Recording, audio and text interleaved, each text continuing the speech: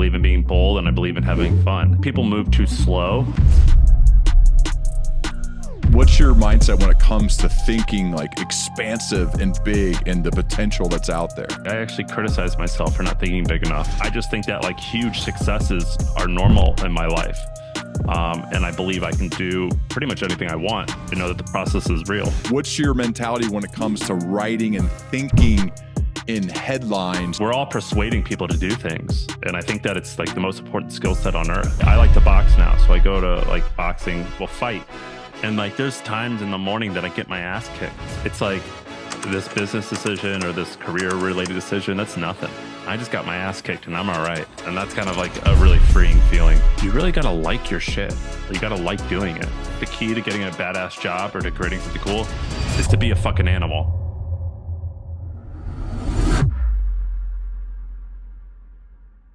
I'm curious, let's go back to 2014 for a second. You spent 47 days traveling 9,000 miles on a motorcycle. What did you learn from that time by yourself, meeting people along the way, traveling our beautiful country?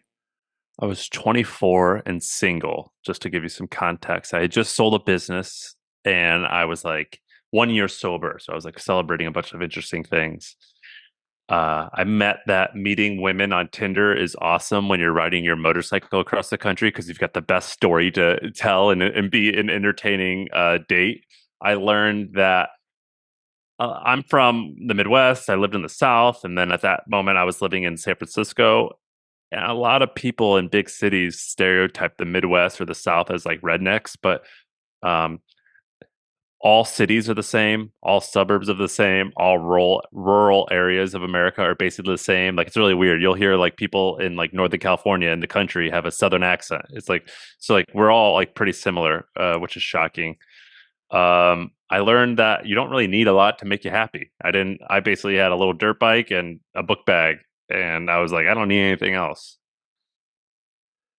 I'm curious what made you do it. I mean, because like that takes some guts. You got to be willing to kind of get out there and live cheaply and also be okay with uncertainty, which I think is a great trait in a leader. But what made you do it? Well, that's one of my skill sets. I'm good with uncertainty. I'm very comfortable there. So I wanted to do it because I just wanted to explore. I'm a very patriotic person. I love America and I wanted to see the entire country and I wanted excitement. I have a tattoo on my leg that says bold, fast, fun. And I believe in being bold and I believe in having fun. And I have no problem making life-changing decisions in a matter of days because something seems exciting and fun. Bold, fast, fun. I read about that tattoo you have on your leg, among other tattoos, which look cool all over your legs. What does bold, fast, fun mean to you, like on a deeper level? Like, how do you live out being bold, fast, and fun? Yeah, so BFF, that was like my motto for a lot of business stuff as well. I just think that when it comes to speed, I think people move too slow.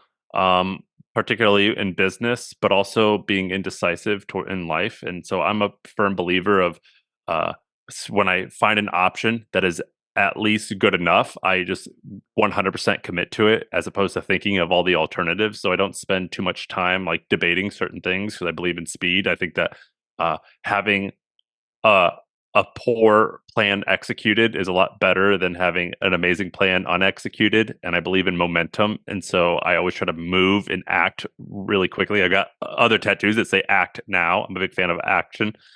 And life's short and I want to like have an exciting life. And I refuse to like let people box me into this like vanilla life that is unexciting. And so I'm always trying to do things just for fun. I think people are really analytical about certain stuff. And I'm like, well, will it be fun to do this? Like, would you enjoy that? Then that's a totally fine, wonderful answer and reason why to do something.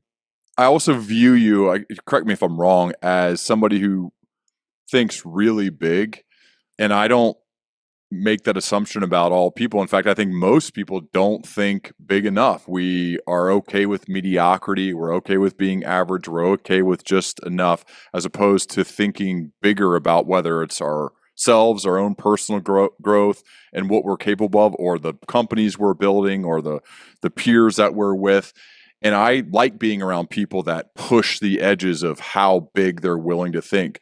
What's your mindset when it comes to thinking like expansive and big and the potential that's out there?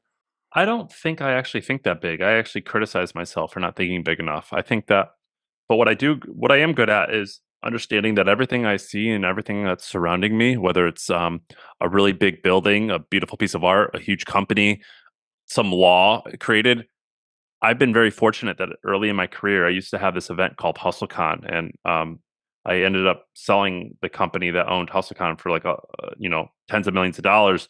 But it started as just like this small conference, and I got to meet the founders of like pretty much every cool startup from 2014 to 2018. So we're the founders of WeWork or Away Travel, Casper, like all types of like people who were soon to be or already were billionaires. And I got very fortunate that I got to spend time with these people in the green room. And what I noticed was that these people, many of them were not smarter than me. They were either as smart or a little bit smarter, or I was even a little smarter in some cases. But we were all in the ballpark of intelligence. But what they were really good at was following through. And what it really did to me was it's sort of like, I don't know, like in Jamaica, why there's a small population, but they're oddly good at the 100-meter dash. It's like because when you see your peers are doing something interesting and something big, it normalizes that. And I got really lucky in that I was inspired, but also like I just think that like huge successes are normal in my life, and I believe I can do pretty much anything I want, because like it just got like this muscle of like, well, if you create this product that can get to 1 million in revenue, and then you're going to spend a little bit more on marketing, that's going to get us to 10 million, and then the market seems big enough, so we're probably going to get to 100 million as long as we wait like 15 years and just do the same thing over and over and over again. You know what I mean? Like it became like I'm really good at trusting this process because I've seen so many successful people and I've had some success as well, that I know that the process is real. But the idea of HustleCon, and like for just someone to say, "Oh yeah, I'll get 2,500 people to show up. I'll get these It didn't amazing start speakers." with 2,500 Yeah, people. yeah. It didn't start with 2,500 people. It started, so the business one of my companies that I sold, the year we sold it, we were going to do 20 million in revenue. Well, in year one, we did 300,000 in revenue. Yep. And it started because I used to do these book club meetups where I would have friends come and visit. Um, or I would have friends at this book club, and I did that for 2 years. And then I did like a meetup that had like 200 people, and I charged people $20. And then I was like, I'm going to host a conference. And so I had been doing like some type of events or networking for like a year and a half. And then the first event that I did, HustleCon, I think I had 250 or 350 people come, and that made like 50 grand. And then the second one made like 150 grand. And then the third one made like 350 grand. And by the time I incorporated my business, I think year one we did 350, year two we did 2 million, I think. And then like it went from there, but it didn't start as like epic. That's the cool thing, though, is this willingness to take action on the idea, put it into play, and be okay with the fact that it could take years, if ever, for the thing to be HustleCon with 2,500 people. Yeah, I think someone must have taught me this, but I was very in tune with the idea of in 5 years, I'm going to regret not having started today. Do you know what I mean? And so, Yep. like, for example, whether it's sports or business or whatever, you're like, damn, if I started training 5 years ago, I'd be so sick right now. It's like, Mm-hmm. well, you're going to feel that way in 5 years from today as well. So we better start today. And so, like, really trusting that has helped. And then you move that to the Hustle, which became an online, like one of the first ever newsletters, and certainly one of the first ones to sell for huge, or only ones to sell for huge money. I feel like the Morning Brew. I'm sure there are others I think it was just us. too. Maybe, collectively, we've sold our companies for hundreds of millions of dollars. And I think we're the two largest. How did it go from HustleCon to the Hustle to a newsletter that went to millions of people Yeah, so eventually? I hosted this event called HustleCon. It was like a conference, like TED Talk for entrepreneurs. From the idea to the first iteration, it was 6 weeks. And the way that I got people to buy tickets was I started blogging and creating a newsletter. And I got like 2,000 people to sign up to that. And then I did that motorcycle trip. And I came back and I was like, all right, I should probably go make some more money. Let's do it again. And this time it did like 100 or 150 grand. And I did the same process. A I second blogged. event. Yeah, the second event. So the writing, the newsletter was to basically promote the event. And Yeah. it ended up being the newsletter became the actual really Yeah. valuable Well, thing. after the second one, I was like, oh, sick. I've got 10,000 people who have subscribed to this newsletter. Man, if it rains the day of a conference, like I'm going to lose all my money. This is like, and then I don't see how this like scales, becomes as big of a business as I want it to become. And then I started doing the math and I'm like, BuzzFeed has like, let's just make it up, 100 million people coming to their website and they charge this many dollars per thousand impressions for their advertisers. With my newsletter, if I get 2 or 3 million people, let's just round up and say 3 million people, and I email them 26 times a month, for argument's sake, we'll round up to 30. That's like 90 million impressions, and I only need like 2 writers to do that. And turns out email advertising rates are higher than just website advertising rates. If I do this right, I bet you I can get to 100 million in revenue. Like I'm just doing this math, like really simply. And I'm like, this could be a thing. The math works out that this is interesting. And then I told people who are older than me and more successful than me and worked in the media industry, and most of them were like, "Yeah, that won't work. Like I know the math adds up, but like it doesn't work that way." And I'm like, well, I don't see any reason why it wouldn't. Like I can't find a good reason why this shouldn't, like, why this would fail. But I'll figure it out as I go. And so my math was basically, if I have like 3 million subscribers and I charge like $50 per 1,000 impressions. I mean, you could do the math now, but let's say if that would be 3,000 times $50, that's $150,000 every time I hit send. If I do that 26 times a month, that's about $4 million times 4. That gets me to $50 million. And I'm like, and then I bet you I could make some subscription revenue. This one product I have in mind, I think that can get to like 30 million. And I'm like, I think I can get to $100 million in 10 years. And I just like did that like really simple math. And I sold the business in year 4 before I ever got there. But my good buddies at Morning Brew, they sold part of their business, and they're approaching 100 million in revenue. And so my theory was on point. I just sold too soon. Not too soon. I'm happy I sold, but I sold before we got there. When the HubSpot guys came calling, what made you eventually say like, okay, is it just too much money? I'm ready to stop. I'm ready to go to the next thing. What made you sell? 2 things. I had the goal that I made at age 22 to make $20 million by the age of 30, because I thought that was enough money that you can live a really good life forever. And so I wanted to make that money. I also had gotten sick, like really sick during COVID. I got like Lyme disease and like my face got paralyzed. And I was like, I want money because I want to be able to afford the best treatment. And I don't want the stress of running a company, because if I die right now or if I get sick and incapacitated, I'm screwed. And so those 2 things combined, when I got offered by HubSpot, I was like, yeah, it's a no brainer. How has the deal gone now that time has passed? Because I don't know the full details of the earn out, or if you had to, because they own My First Million, right? Which is a podcast you still do, and other things. How was that relationship going? It's going great. I basically got like tens of millions up front on the day Yep. of the deal. And then we did another deal for me and Sean. So the Hustle, we owned this podcast called My First Million.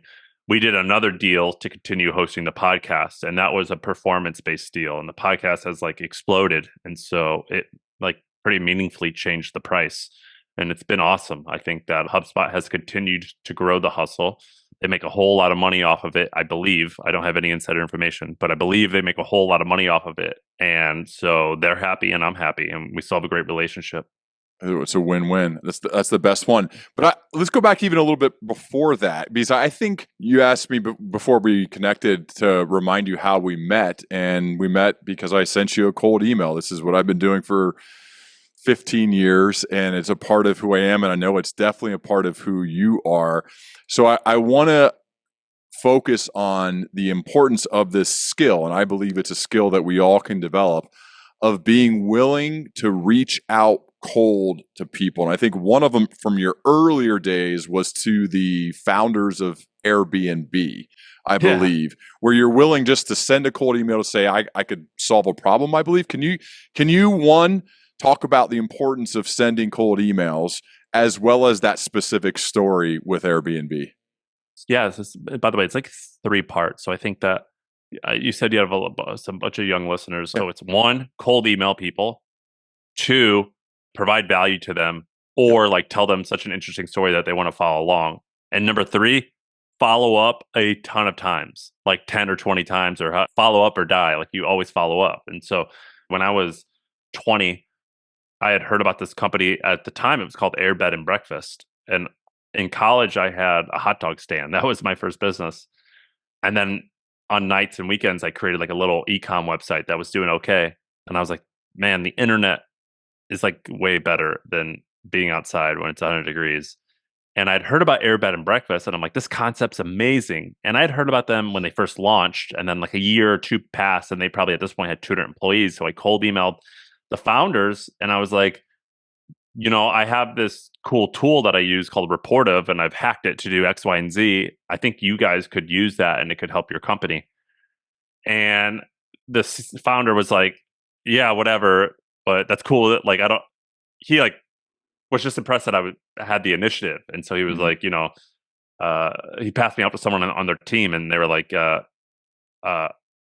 are you live in the Bay Area? And at the time I was in Nashville, Tennessee, and I didn't know what the Bay Area was. I had to Google like what's Bay Area. I thought it meant LA.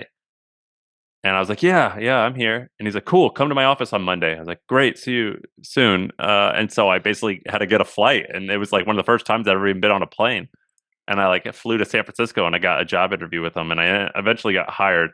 Why I didn't end up working there is a whole another story. But I got the gig. And then I went back to Nashville and I sold all my stuff and left school a little bit early. And I eventually finished online. But like I sold everything within a week's notice and moved out there. And just did it, took action. Given your stature now, you would say, well, you might not have to cold email as much. You can get introduced by friends, or is that a muscle you still exercise? Oh, I cold email and cold call all the time. Yeah. Yeah, I do it on a regular basis. Yeah, What I just about created for this. who, to who, why? I created this website called Sam's List last Yeah. a few months ago, and I just did it for fun, just because I like making things. And I basically tweeted out to my 300,000 person audience. I was like, "Who's got a good accountant that they love?" And I got like 300 replies. And so what I did was I phone called all of the accountants that people recommended, and I would be like, "Hey, you don't know me. This is kind of weird. I'm not trying to be a customer, but like I might be a customer, but I just want to let you know that I asked my audience like this, and someone said you, and I'm going to build a website where I aggregate all this information on accountants. Can you like tell me how much you charge, like what services do you provide, things like that, and I'll just put you on this website for free." And so like I called like 300 of them You did it over. yourself. You could have easily farmed that out to somebody else, but you did it yourself. I did the first 100, and then we hired this young woman named Kimmy to help me run the website, and she did a bunch as well. But yeah, I did the first whole bunch. Yeah, and then when I started Hampton, my current company, that's like my main company, the first 300 customers I called. Why is it important for you to keep that muscle strong and growing it? Well, because cold email and cold calling, that's really a subset of just convincing people of something. So you're like convincing your this girl to go on a date with you, or you're convincing this employee to come join your company, or a customer to trust you. We're all persuading people to do things, and I think that it's like the most important skill set on earth is, uh, like that's the highest leverage thing is to convince a whole bunch of people that your idea is good and to work together and move together. And persuasion's at its core. Like you can look at this at like an evil way of all the people who have done like horrible military leaders who have convinced a whole bunch of people to do evil things, and you can look at on the positive way all these people that have convinced people to do good things. Like it's all comes down to being a good persuader. And so I'm kind of obsessed with making sure that I always have that. And I'm not like the best at it, but I just like you need to have it on you like in your toolkit. And so and if you don't use your tools, they get dull. How much of that were you born with versus how much of that have you developed? I was born decent at it. My father was a small business owner, so my parents owned a fruit stand in Missouri, where I'm from, and he was always good at making clients and customers love him. by like he would call it the gift of gab. And so learned it from them. But then starting at the age of like sixth, seventh, eighth grade, I started reading like how to win friends and influence people because I was like a dorky teenage kid and like I wanted girls to like me and I wanted like guys to be my friends. And so I was like, I'm awkward. I need to adapt and get people to like be my friends. And so I read a lot of books on how to do it. And then I practiced. I used to do this one exercise where I would call someone from the yellow pages and try to convince them to recommend a movie that I should go see. And it'd be like, hey, Eric, what's going on? It's Sam. Oh, this isn't Eric. I'm like, oh, wait, who is this? And they're like, this is, Rashad, whatever. I'm like, oh, hey, Rashad. Sorry, I did not mean to call you. But look, this is kind of weird. But while I got you on the line, I'm on my way to see a movie. What should I see? I would like do these like weird drills to learn how to do it. Or when I was a teenager, I would just like, if I saw a woman that looked cool, I would be like, within 3 seconds of seeing her, I have to walk up and say hi. I would do this stuff all the time. Forcing yourself to be uncomfortable because it makes it a little bit less uncomfortable each time, right? And you get more skilled at it. Yeah, but like Yeah. I want it to not be fearful of it. There's one thing to say like I want to get better at this. There's a whole other thing to actually create games and push yourself and force yourself to do it. I have to Yeah, believe like all of those. Talk's cheap, baby. If you want to get better, you got to do the damn thing.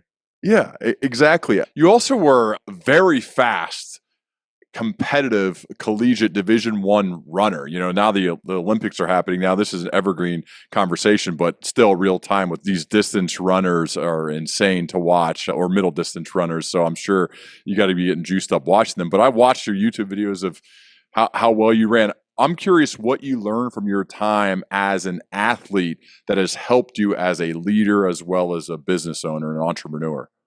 Yeah, I was a very, very elite 200-meter runner in high school, and then I had the potential to be a very elite 400-meter in college, but I partied too much and I didn't take it as seriously as I wish I would have.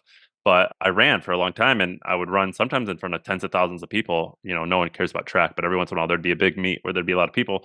And the cool thing about sports, particularly track and field, there's a few cool things that I love about it. One, it's objective. The time doesn't lie.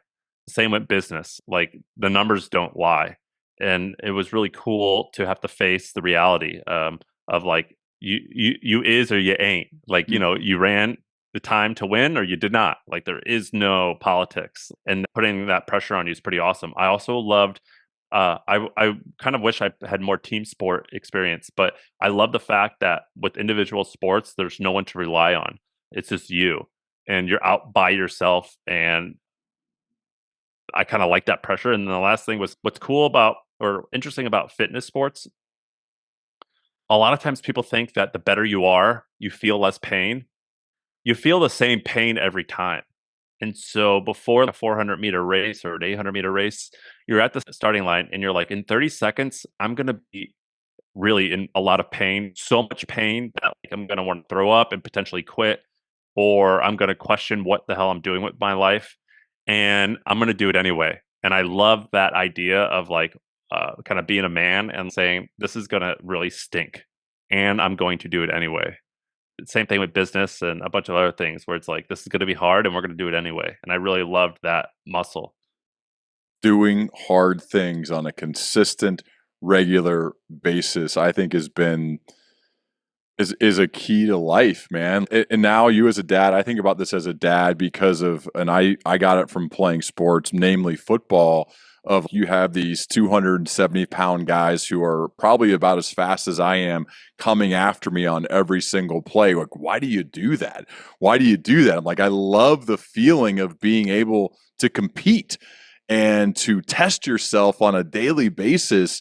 Like, how good is that for you to put yourself in tough positions, to be a little bit unsure? I'm confident, but a little bit unsure, like, how is this going to go? And then to be triumphant or to handle the pain or the hard and push through it. I think that creates evidence for yourself to be very confident. And you can take that confidence and it's portable to all different areas of your life. And so that's why I'm like you, like I love sports. I love doing hard things. I love being around other people who regularly do hard things and push themselves because I believe that they're going to have a greater chance of making it happen, whatever it is. And it seems like that's been the story of your life. Yeah, I can't imagine playing football. That's like way scarier than anything I did. I Like can't that's imagine really running a 400. I see or an 800 or whatever. I'm like, oh, that was just so painful because you got to be hurting so bad. I have to believe, but then you still put it into another gear after you're completely dead. I can't imagine. I mean, we ran on around the track to prepare, but it was to prepare to play football. It wasn't like to take it to another gear to hit this time or whatever. I can't imagine that part of it either, though. yeah, it sucks, but Yeah. like and I like to box now. So I go to like boxing. And when I say boxing, I don't mean like fitness boxing, like we'll fight. And like there's times in the morning that I get my ass kicked. And it's like the greatest feeling ever because you get beat up. Like you could relate to football. If you get your ass kicked, it's like this business decision or this career related decision, that's nothing. I just got my ass kicked and I'm all right. Yep. Like I ain't afraid of this other little nonsense. And that's kind of like a really freeing feeling. Yep. Old mentor of mine named Luke Gaffney. I was at a QBR, quarterly business review, and I was working as a sales leader in corporate America. And he's like, dude, there are no 265-pound, 4'5" running guys coming after you in this meeting. You're going to be fine. Just go do the meeting. And I remember it just like put me at such ease as I was going in with all these like senior VPs or whatever to give some presentations. Like, worst case, you just walk out of the room, like it's not like you're getting killed. And I'm like, in a way that doing hard things makes other things that maybe some people would think are hard, it makes them easier. And so that's why it's good probably for all of us in whatever way you can to regularly put yourself in positions to do hard things, manufacture hardness. And I want to actually ask you this, it's a little bit of a shift, but you as a dad now, you have the opportunity to raise your daughter and maybe future kids to have whatever they want, to be able to provide for her for her whole life if you wanted to. But I know you don't want that, right? You want to raise somebody who's tough and resilient and it's got a lot of the skills that you have had to develop on your own to be gritty and keep fighting, I think, through the hard things. And I know she's still pretty young, but you and Sarah, your wife, what have you talked about in order to raise kids to be tough, resilient people? I'm scared. I'm very scared about that. So basically, like compounding is like a crazy thing. If you make money when you're young, like it becomes like potentially billions like in a lifetime. Like it's pretty insane. And I'm fearful of that. And I think about it all the time. I think that as I've had a little bit more career success, we're relatively frugal still, but we have some nicer things. We have a bigger house, I have a nanny, we fly differently. And as my kids get older, I think will likely, like for a long time, I was like, I want all these amazing services. I want like someone doing my laundry all of the time, which is what I have now. Like I have like service providers. And I'm like, as our little girl gets older, we're gonna say goodbye to this stuff. We're actually gonna I'm not gonna have that shit around because I need her to see me doing things I don't want to do, so she knows what grit means. And so I'm enjoying things now because she's 9 months, but in the next handful, a couple years, we're gonna like purposely dial things down. I think, and that's like a that sucks for me because when I could finally afford That's all the hard shit, to do, man. I feel like that's going to be hard to do. it's not that hard. I think. I mean, yeah, it is hard, but like I mean, I've been really poor before. Yeah. Like I've had like a lot of I've had a handful of things happen in my life where like I've experienced what it was like to have nothing or to be destitute. And so I'm like, dude, like we'll be fine. And so yeah, it will be hard in one sense of like it's not going to be as cushy, but it'll be easy in the sense of like, I read a lot of history books. I love reading about war and like people who have experienced hardship and I'm like, hey, compared to like these other people, like I've actually kind of always been good at that of like comparing myself to like a global audience of like the best or the worst of everyone. Do you know what I mean? So it's like Hmm. reading a biography of a billionaire and you're like, oh, I see myself in him. I could do that. And so, and similarly, where it's like I'm reading about kids in Afghanistan and I'm like, well, we're like crazy wealthy compared to them, even if we just make 50 grand a year. So we're fine. So we're going to downgrade like big time. Like, hey, look, we're not sleeping on dirt. Life's good. And so like we're pretty good at that as a family, I think. Yeah, it's a really good skill to develop, I think, too. You brought up earlier in the conversation about the fact that you would meet these super wealthy people or CEOs in the back in the green room for HustleCon and realize that they're actually not like that much smarter than you, or they're not even as smart as you are. And I found that to be one of the number one things over almost 10 years and 600 episodes of doing this is not that people aren't brilliant and do amazing things. It's the fact that almost every person I've met is figuring it out as they go. And I think that's really inspiring. I think that's an inspiring I find thing it to very think about, inspiring. that people are basically all of us are just figuring it out as we go. And so it is possible to do big, amazing things, but you got to be willing to act. And I think that's one of the key learnings. I'm guessing you have too, because you've interviewed a lot of people, you've met a lot of people, that we really are just all figuring it out as we go. Yeah, it's like the most fun thing ever is to like see your heroes cry. And I've like Yeah. seen that a bunch of times where I've seen them like cry, or I've seen them confess to like being committing adultery, or to being fearful of firing someone, and I like see all these things that bring them down in my eyes, and that sounds negative, but it's actually super positive, where it empowers me.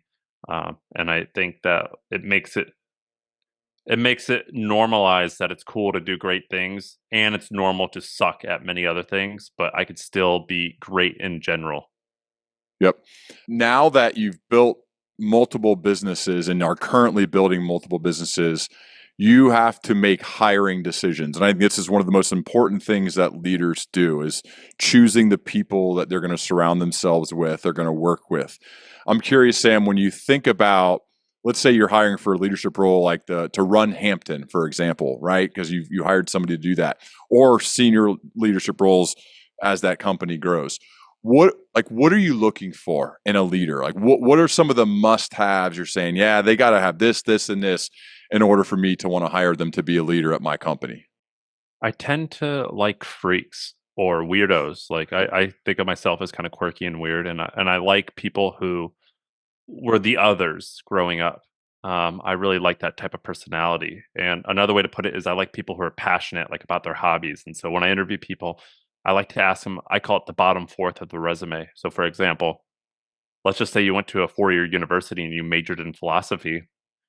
I don't really care about philosophy, but I'll be like, hey, what was your favorite class and why? And if they can't passionately entertain me on a story about something they spent 4 years and hundreds of thousands of dollars on, why that's interesting, then I don't want to be around them. And I think they're losers. And so I really care about people who are passionate about a hobby, about anything. It doesn't even have to be work related. So people who are high energy and focus on something that interests them. I love those types of people. When I hire for a lot of roles, I have it like two categories. Category one is like people who have been there, done that. And so, like with a CEO or something like that, I want someone who I'm like, look, I'm not trying to give you a chance. Like, I just want to find like it'd be like hiring a quarterback who like has never played quarterback before. I'm like, no, no, no. I want someone who like you are already good and we'll give you room to be even better. But then there's other roles where it's like a junior role, and it's like I'm looking to buy people's stock before it becomes overvalued. And so in those cases of the second one, that's when you really find some of these weirdos. And like I want to hear like for example, I interviewed this one guy, Jacob, who ended up working at my company. He works somewhere else and he's amazing. And I was like, what do you do for fun? And he was like, I have acid reflux and I've been like working to find the best ketchup. And so I went because I saw a bunch of boxes in his back of his house. And I'm like, what the hell are all those boxes? He was like, so for fun, I like am trying to use these beets to make a new ketchup so I can eat ketchup. And I'm like, tell me everything about that. And he walked me through his experimenting phase. And I'm like, you're brilliant. You're the best. Like you have the it factor. And so we hired him. And so I hire people a lot of times because if they have these like weird hobbies or like they're passionate about something, I'm really into that. I also I want people who are skilled at something. I think that far too often think that being a generalist is cool, and everyone starts unskilled.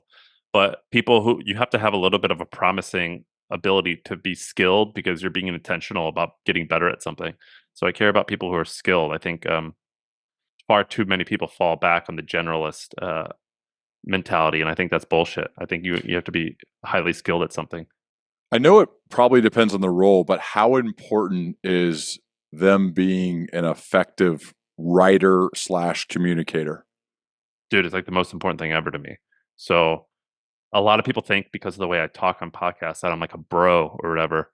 And I'll get people who email me and they're like, "What's up, MFer?"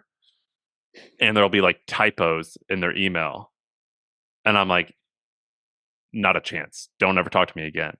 I'm very into effective communication because effective communication, there is a 100% correlation between how well you communicate and how clearly you think. And if you communicate clearly, by definition, you're very likely, or you are thinking clearly. And so clear writers are like, it's like the most important skill set. Like, because writing, particularly copywriting, is again just another arm of persuasion. Not always, but a lot of types of writing are like persuasion. And I'm like, if you can't get me to read what you're saying and get the thoughts into my brain from your brain effectively, then like you're a nobody. Like you're gonna be nothing. And unless you can like communicate to me, then I don't want to be around you. I think your writing is very enjoyable to read, even whether it's samparr.com or the anti MBA. Like you have blog posts that go back that are enjoyable to read, or even like a yearly review of last year. I just reread that one today, and I think one of your skills you can make it look really easy, just like a great keynote speaker. They make it look really easy, or a great stand-up comedian. They make it look like they just wander out and talk, even though it's like very crafted to the syllable. I would say you write like you talk. From having listened to you talk and reading your writing, you write like you talk, and that sounds like it should be easy. We'll just write like you talk, but I don't know if it is. Can No, you? I I just learned love how to to. do that. Yeah, I'd love to hear more about your process on writing like you talk, because it sounds way more authentic than trying to be like a writer. I'm just going to write like I speak. No, I learned how to do that. And when I talked about being a generalist, people are like, because I actually don't like generalists, and they're like, "Well, you are." I'm like, "No, no, no. Like I'm self-trained, but I'm a trained copywriter. I know how to do that. I can always get a job doing that." And I taught myself how to do it. The way I taught myself how to do that was doing this thing called copy work, which is where you find other people's writing and you just copy it word for word just to understand like their flow and stuff. And I did that for months, every single day. I would word for word write what people's other people's work. So I would do it with entire books. I would do it with best-selling advertisements. I would do it with scripts of Saturday Night Live.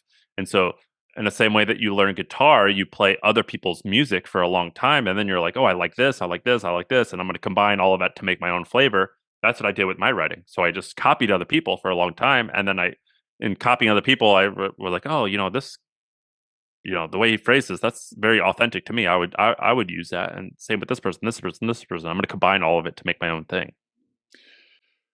How does it, like, literally handwriting is? I believe there is some science behind this, right? Yeah, there's definitely Handwriting other science behind it. people's, like, because you think like I'm going to handwrite other people's stuff. Like, why would I do that? Like, how does that help you become a better writer?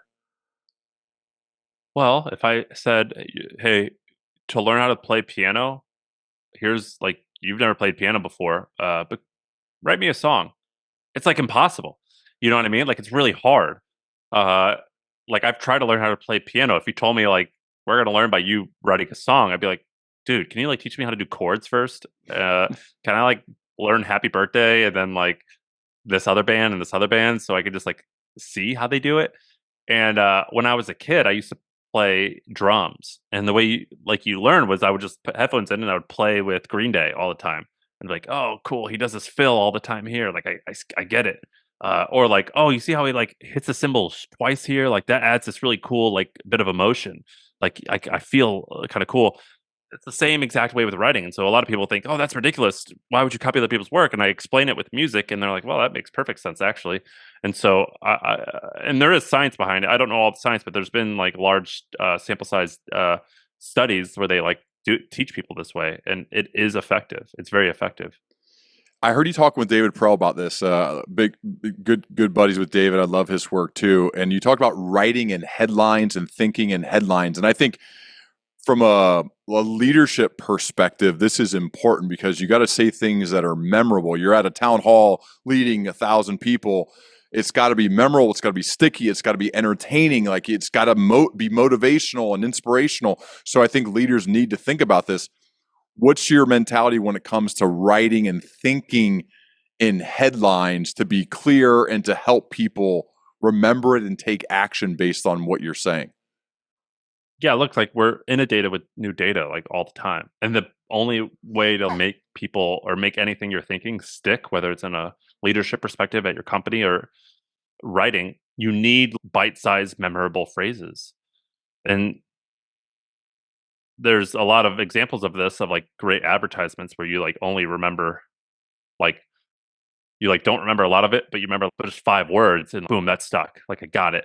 And so that is true for headlines. But the reason why headlines are important when you're writing is if like basically anyone who's ever ran anything on the internet, they know that the like 3% conversion rate for some reason, that's like it's kind of arbitrary, but it's kind of a threshold of like if 100 people come into your website, if you're lucky, 3% of them will buy something. And it's always like the best websites in the world. Maybe we're talking like Amazon is like probably 8% or something like that. So like on the ballpark of 3 to 10, whatever. Same with articles. So on Facebook, if I were to post an article, the click-through rate, if I'm doing kick-ass, is going to be 3%. And yet people will spend 100 or 99% of their time writing the article and only 1% on the headline. And I'm like, well, if you do the math, like the headline actually reaches reaches way more people. And if you were to change your click-through rate from 0.5% to like 5%, we're talking 10 times more people are going to like read this. So like your headline's like a huge deal. And so when I say think in headlines, I mean it one out of being practical, like your headline's actually more important than the article because that's to get people in the door. But two, if you think in headline, that also forces you to write a certain way. So like, for example, I had this article go viral and it was like, I lived on Soylent. So for people who don't know, Soylent is like Slim Fast for nerds. It was like a meal replacement thing. And it was like, I lived on Soylent for 30 days straight. I knew in my head that that would go viral.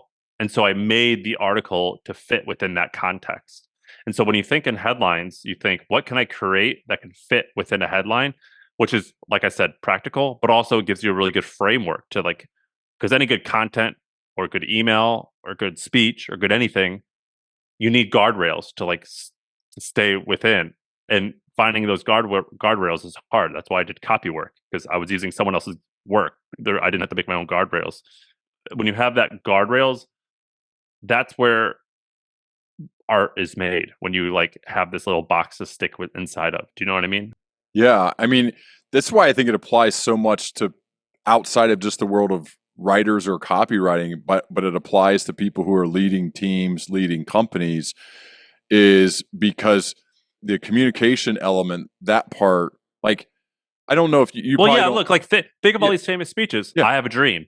yeah, Or ask not what your country can do for you, but what you can do for your country. right, Like Martin Luther King, his legacy is defined, yes, as civil rights, but it's like boiled down to like, I have a dream that one day, you know what I mean? Like that line. Same with JFK, that line. Like that like when you think of these one-liners, they have to be memorable. They have to be repeated a ton.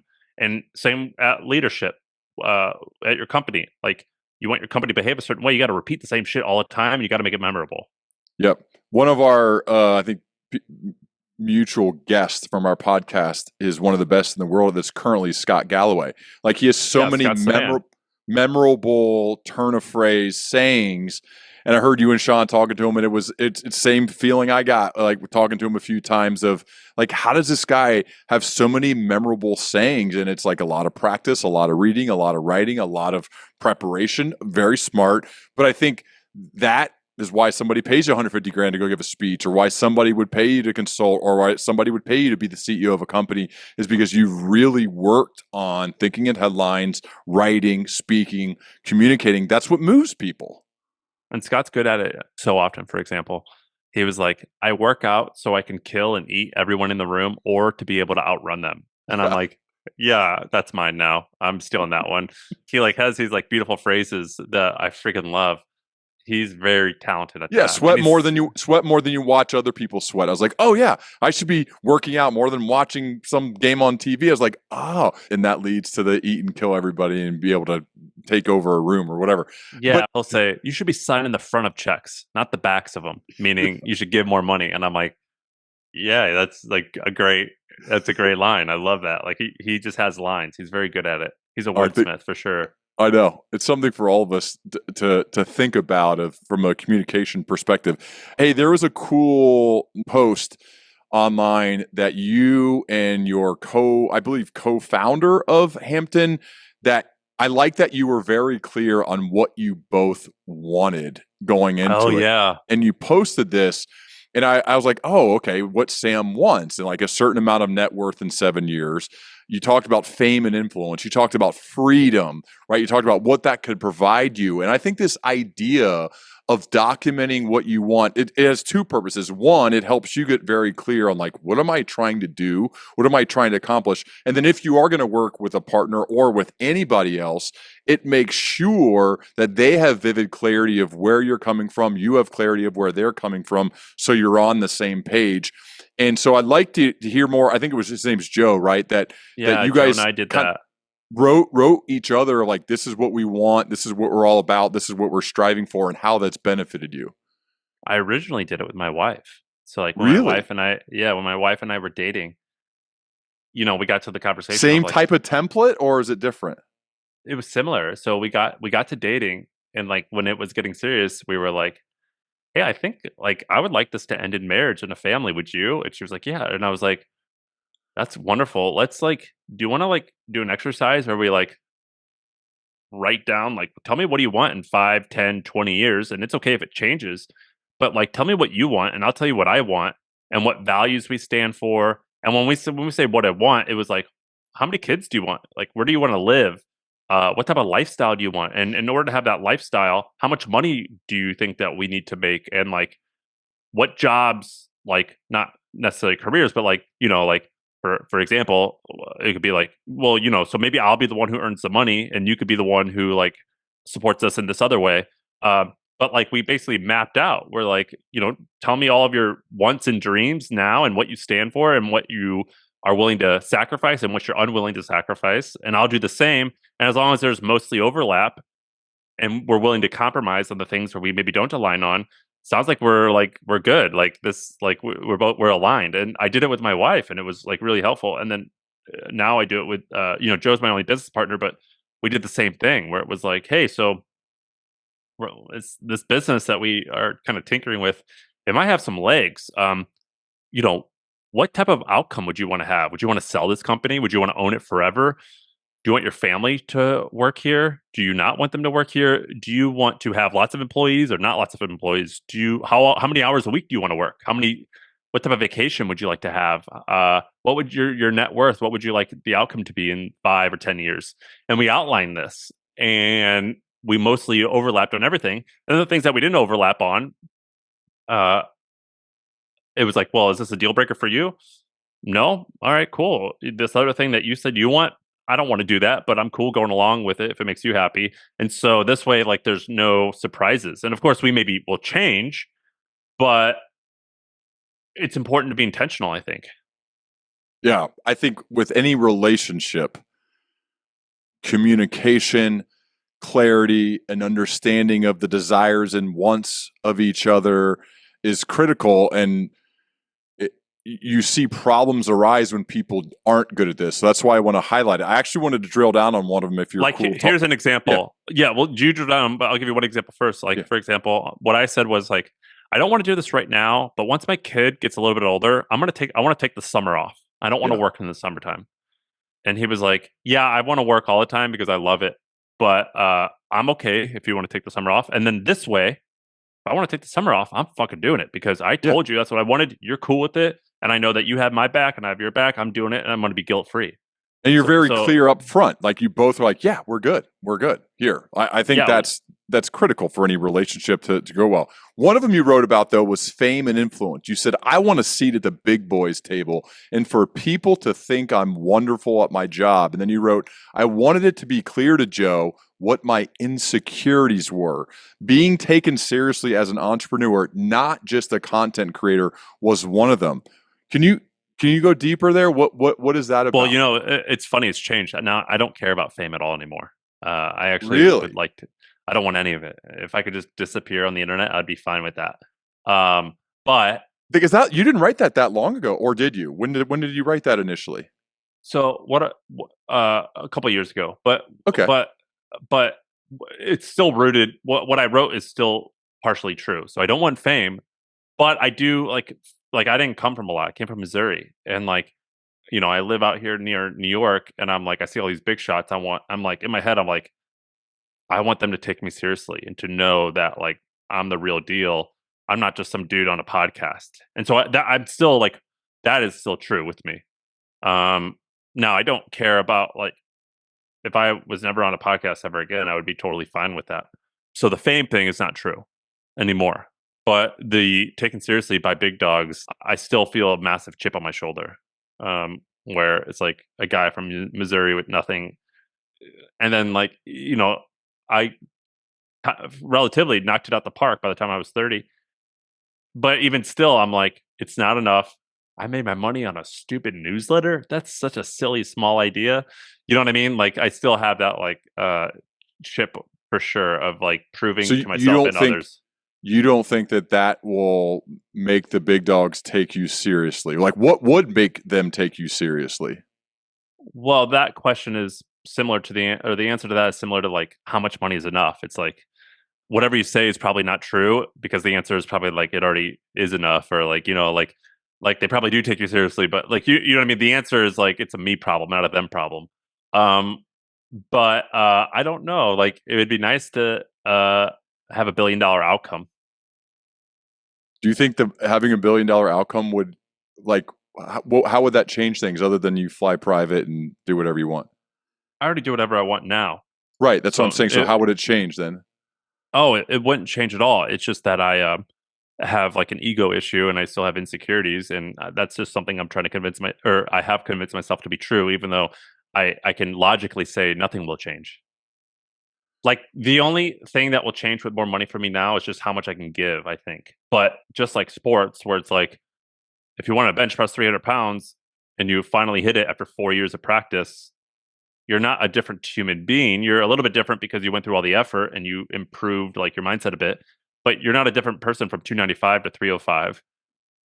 But once you hit 305, even though that's all you ever wanted, you're like, dude, I could get 330, I bet, if I like give it another 8 weeks.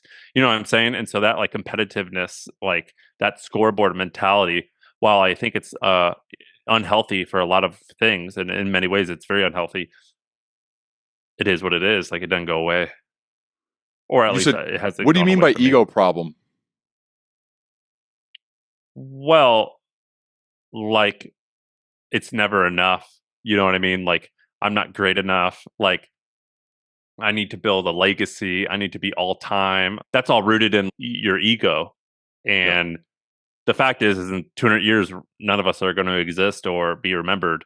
And so I should live life a little bit differently. But you still like, even if I know this to be true, like you still fight these insecurities and the devil on your back of like, but but I could be better. I could be a great. You know what I mean? Like, and I It's recognize it's not important, but it's still like that doesn't like I know that if I should eat a certain way to look great, but that's still like that's a simple thing, but it's still hard.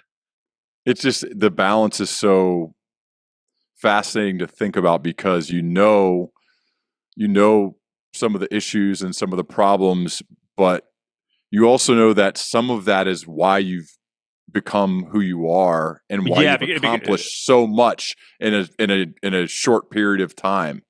yeah. And for anyone who's like I'm pretty paranoid about certain things, and it's hard to let go and not be paranoid, even if, because you're like, well, that's why like I'm a baller is because I'm fucking paranoid and I think it's all going to go Productive away until I don't. paranoia, Jim Collins stuff, Yeah, right?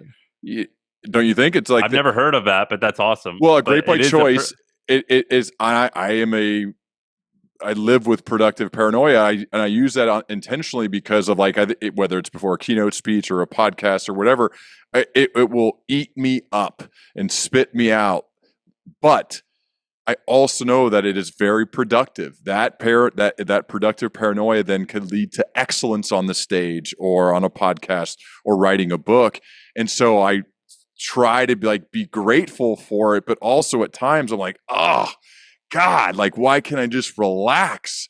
And so it's like it's yeah. I never mean, ending, you're dude. the strength is the weakness. Yeah, And for example, I love the UFC, yeah. and like the other day, someone to Dana White, like one of the UFC guys got arrested for fighting, and then another one got like a DUI. And the media was like, "Hey, Dana, like, does this bother you?" He's like, "Dude, I'm getting guys who want to fight in their underwear to the death in front of millions of people. In order for them to be great at that, I must accept that they're going to be insane in other aspects. That's just part of the personality." And I think that's true for now. That doesn't mean you should accept that. It's DUIs, getting fights. That's not acceptable behavior, but it's accepted behavior a little bit. You know what I mean? Like, Yeah. I accept that You that could might. understand it.